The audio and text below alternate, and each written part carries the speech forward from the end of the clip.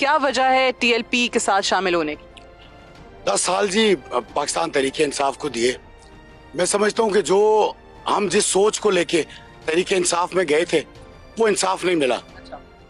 Very truly speaking के मारूसियत का खात्मा सबसे पहली हमारी अवलीन तरजीह खान साहब कहते थे, बिल्कुल नहीं हुआ। इस जिले में फवाद, उसका भाई, फिर उसका मामू, फिर उसका चाचा, फिर उसका अनदर वन, 2 तो एमएनए घर के बनाए उन्होंने।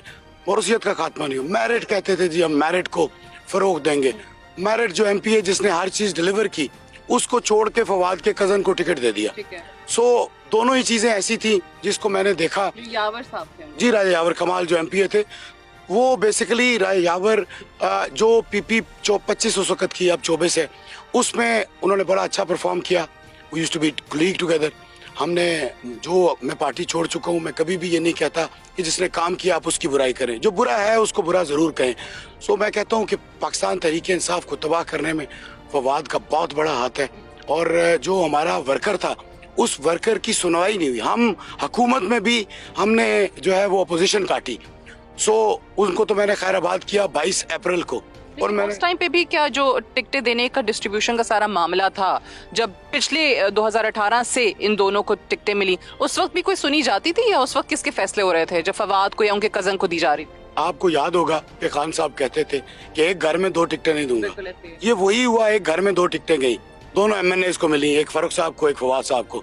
उसके बाद जब दोबारा अभी जब मैंने मेरा 22 अप्रैल 2023 को जब छोड़ा, उससे एक दिन पहले छोड़ने की वजह क्या थी, मैं एप्लीकेंट नहीं था उस सीट का। मेरे पास उस वक्त सिर्फ ओहदा वाइस प्रेसिडेंट नॉर्थ पंजाब था, और मैं इलेक्शन सेल का हेड था अपने नॉर्थ रीजन का। तो मैंने उस वक्त छोड़ा इस वजह से कि आपने अगर एमपीए जो करंटली जिसने काम किया, जो साथ खड़ा रहा, जो मेरे साथ हर जगह, हर हमारे पाकिस्तान तहरीक इंसाफ के हर उस जलसे में गया।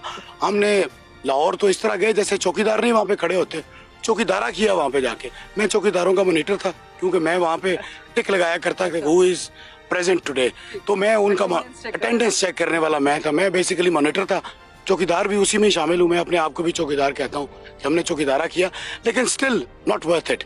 2018 में हमने देखा टीएलपी का तीसरा नंबर था, यहाँ पे वोट बैंक नजर आता है टीएलपी का। अब आपको क्या लगता है कि किस तरीके से आप उस चीज को मजीद अपनी तरफ ला सकते हैं, और खास तौर से जब पाकिस्तान तहरीक इंसाफ नहीं है, उनका बल्ला छिन गया है, यूथ जो है वो बहुत डिस्ट्रैक्टेड नजर आता है, आपको लगता है कि यूथ जो है वो टीएलपी की तरफ आ रहा है यहाँ? बिल्कुल जी, क्यों नहीं। मैंने यूथ के साथ ही काम किया। मेरा सबसे पहला नजरिया ये था कि अगर आपने पोटेंशियल ढूंढना है ना, तो इस यूथ में है। अगर आपने डिलीवरेंस करनी है तो ये 65% ऑफ द पॉपुलेशन है। ये वो लोग हैं जिनको जरूरत है आपकी नुमाइंदगी की। वो नुमाइंदगी ना उस वक्त मिली। अब अल्हम्दुलिल्लाह मेरे रब के करम से हम इस वक्त इस पोजीशन में है कि विल विन इंशाल्लाह। मेरे रब के हुक्म से इंशाल्लाह you will see will win इंशाल्लाह। ये मेरा दिल कहता है, ये मेरा ईमान कहता है, ये मेरा, जब मैं पेपर्स में अप्रैल में छोड़ गया था, मैंने बिल्कुल खैराबाद कह दिया था, और मैं उनमें से नहीं हूँ जो 9 मई के बाद मजम्मत करके आए।